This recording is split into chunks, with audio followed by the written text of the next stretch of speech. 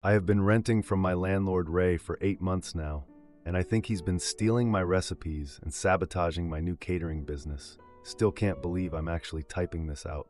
Last year, I quit my corporate marketing job after more than a decade to pursue cooking. It might not have been the most financially responsible decision, but I was miserable and had been saving up for this career change for years, though the savings aren't lasting as long as I'd hoped. I found a rental where Ray owns a large house and rents out a separate apartment attached to it. The kitchen is a good size, which was the main selling point for me since I planned to run my small catering business from home. Ray seemed supportive at first and even reduced my rent temporarily while I got established. Now that seems suspicious. 3 months ago, my grandmother moved in after a minor stroke made it unsafe for her to live alone. This wasn't part of my original plan, but I couldn't say no. She's the reason I love cooking. She was a professional chef, and some of my most popular recipes are modern twists on her traditional techniques. Having her here has helped me develop my menu. Plus, she's been giving me constant feedback, whether I ask for it or not. Lol. Business was picking up until about a month ago. I was booking small events, dinner parties, and even a couple of modest weddings. My fusion menu was getting good reviews, especially my grandmother's secret recipe soup dumplings with a Korean-inspired filling. They took me years to perfect. Then clients started canceling.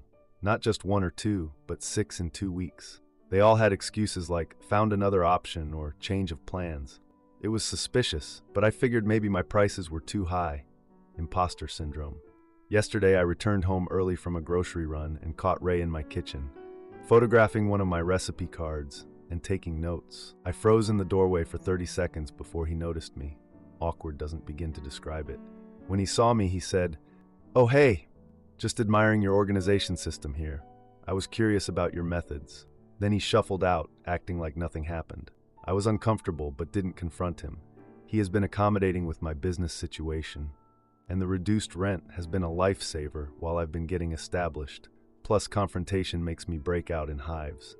Later that night, my grandmother mentioned something serious. She said while I was out making a delivery last week, Ray had come by asking very specific questions about cooking techniques and timing for several of my signature dishes. She thought he was just being friendly. She's too trusting sometimes. But given what I'd just seen, I was concerned. For those wondering, yes, I've tried giving people the benefit of the doubt and assuming coincidences before jumping to conclusions. But what happened next left no room for doubt. I decided to visit Ray's restaurant for the first time. I'd been avoiding it since starting my business because I didn't want any appearance of stealing his ideas. Ironic, I know. His place is a mid-scale American fusion restaurant about 15 minutes from our house. When I opened the menu, I was shocked. Listed under new specials were 3 of my most unique dishes, including my grandmother's secret soup dumplings that have been in our family for generations. The descriptions even use some of the same phrasing from my catering menu. Then I heard a customer tell their waiter they had canceled a catering order with another provider because they could now get the same food here. I asked to speak with Ray. When he came out, I requested we talk privately about the menu items that seemed familiar. He led me to his office. In his office, Ray completely dismissed my concerns. "There's nothing proprietary about food," he said with a condescending smile. "Similar dishes appear in restaurants all the time." Then he added, "No one would book catering from an unestablished home business when they could come to a real restaurant." The way he emphasized real made his opinion clear. I left feeling deflated and on the verge of tears. I'm back home now trying to figure out what to do. I can't easily move because of my grandmother's health needs. Our current setup works for her mobility issues, and we have her doctors set up nearby. Plus, I'm in that financial gray area of having quit my stable job but not yet making consistent profit with the catering. I don't even know if what Ray is doing is technically illegal. Can you copyright a recipe or cooking technique? Serious question.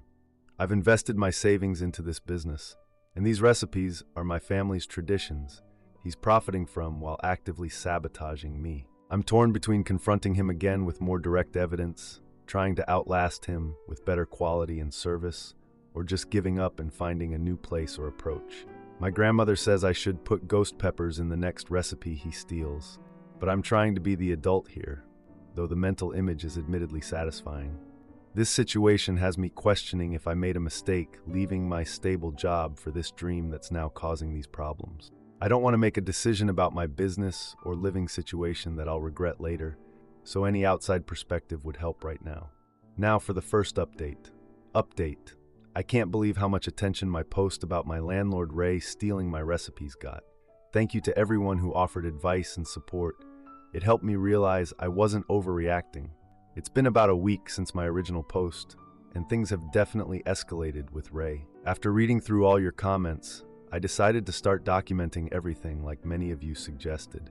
I took photos of all my original recipes with dates and compared them side by side with Ray's new menu items. The similarities were too obvious to be coincidental. He didn't change some of the unique descriptions I'd written. I also did some digging on social media and discovered Ray had been contacting several of my clients, offering them special deals at his restaurant if they said they'd canceled with the local home caterer. No wonder I was losing bookings. One former client even posted a photo of their meal at Ray's restaurant with a caption about getting a discount for switching venue. The dish was my grandmother's soup dumplings, plated the same way I do. Many of you asked why I don't just move out immediately, but it's not that simple. My grandmother's medical needs require our current accessible setup. The apartment has wider doorways for her walker and a bathroom with grab bars we installed with Ray's permission. Plus, my business hasn't generated enough consistent profit yet to afford both a new place and a commercial kitchen space. I'm still in that awkward financial limbo after leaving my corporate job. I took advice from uLegal2Fee4 and consulted a lawyer friend about my options. She explained that while recipe theft is hard to prove, you can't copyright a recipe, just the written description, the client poaching could count as unfair business practices. She suggested gathering more evidence before taking action. Yesterday, I worked up the courage to confront Ray with what I knew. I had rehearsed what I wanted to say and felt nervous as I walked to his door. Through a partially open doorway, I heard him say, "I'm handling the competition problem. She'll be out of business in a month, then we can raise her rent back to market rate once she's back at a real job." This wasn't just about stealing recipes. He was trying to sabotage my business so he could raise my rent. Ray spotted me and ended his call.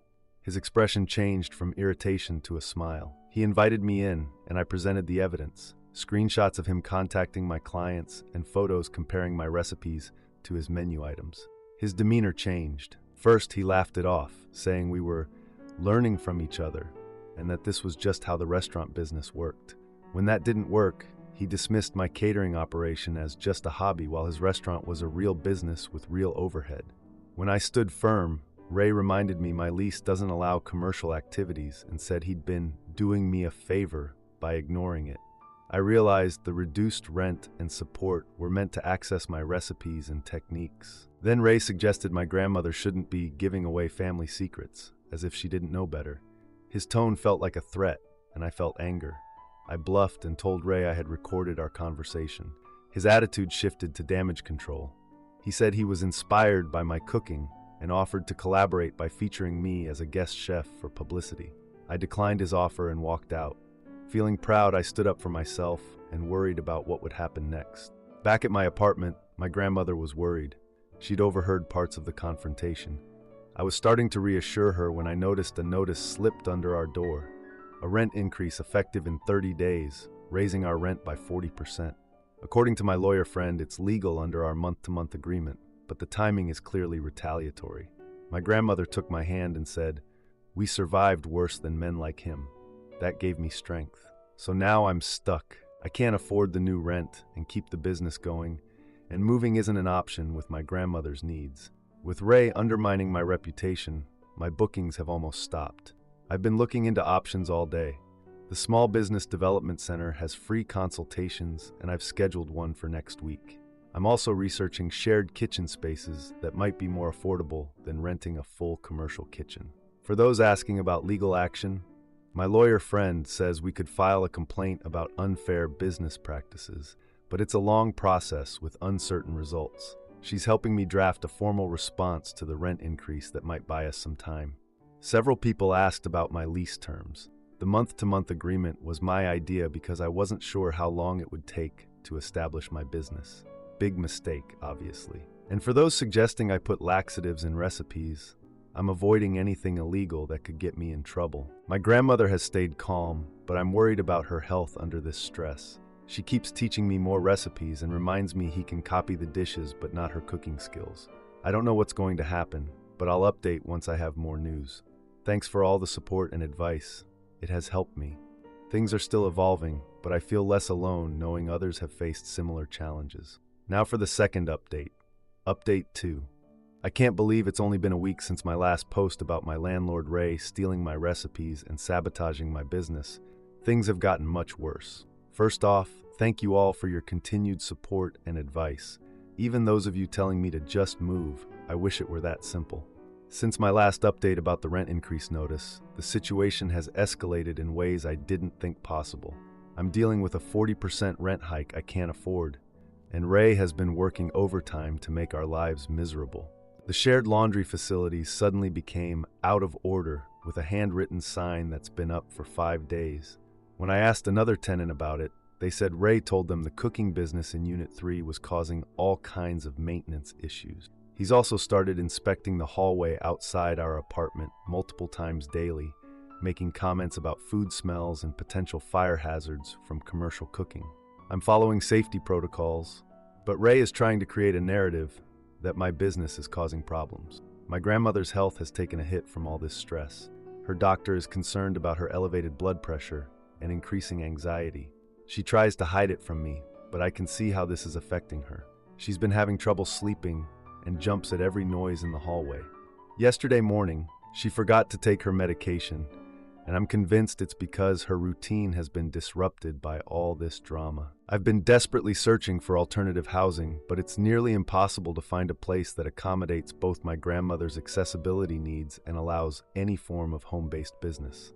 Everything either has stairs, tiny doorways her walker won't fit through, or strict no commercial activity clauses. And the few places that might work want first, last, and security deposits. I don't have right now with my business being tanked by Ray.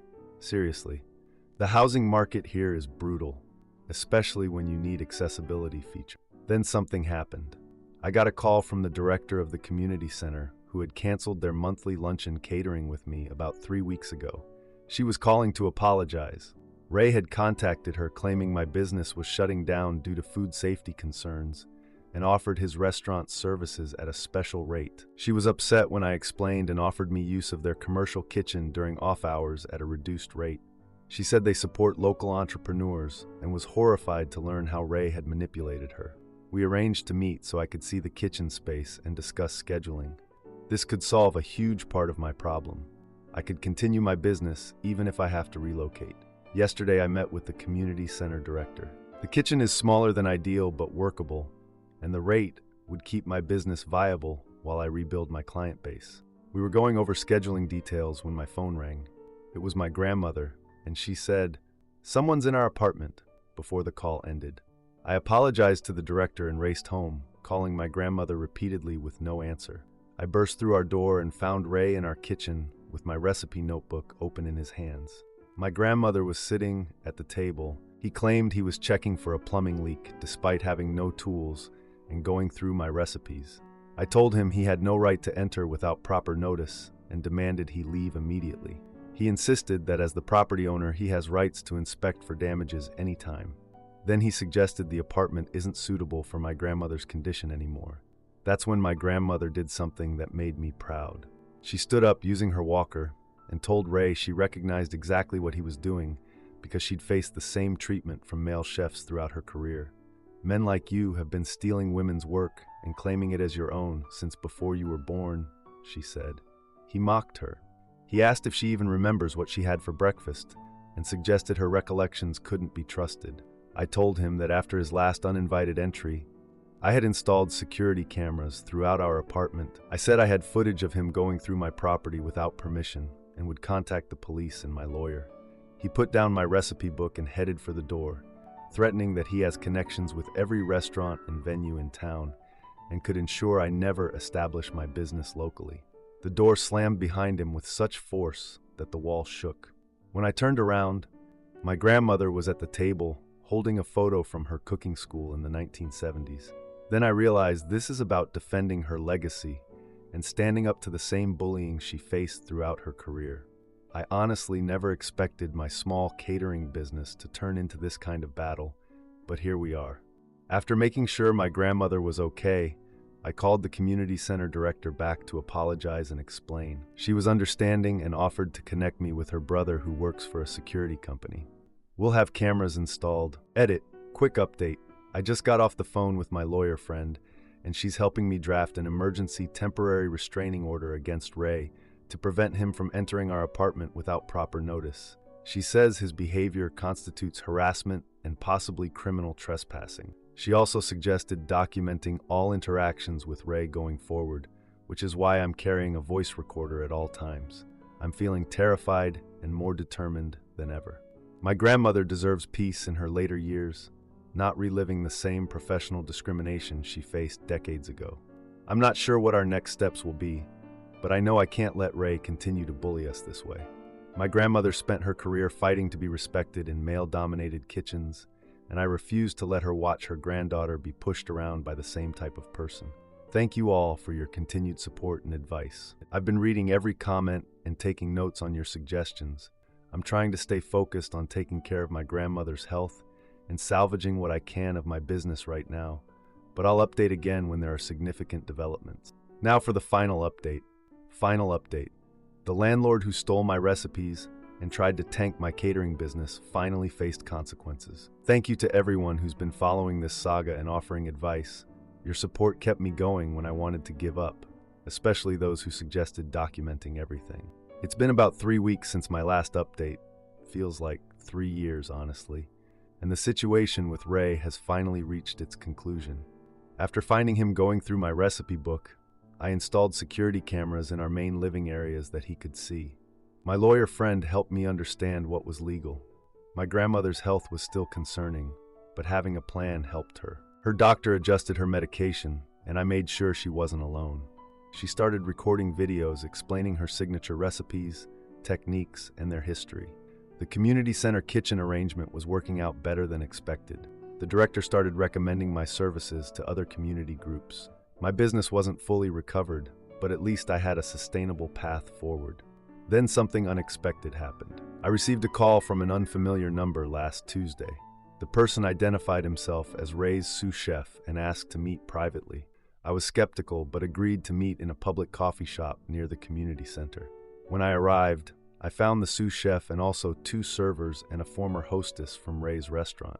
They had stories about Ray taking credit for their creations, manipulating employees, and sabotaging local competition. This was his business strategy. The sous chef said my situation was the latest in a pattern. He showed me photos of his recipe notes alongside Ray's versions. He had stayed quiet until now because Ray had threatened to blacklist him in the local restaurant scene. I had tried confronting bullies before, but never with this level of evidence or support network. Over the next few days, I connected with 5 more former employees and 2 former tenants who had tried food businesses from Ray's properties. We created a timeline of Ray's theft and sabotage over nearly 7 years.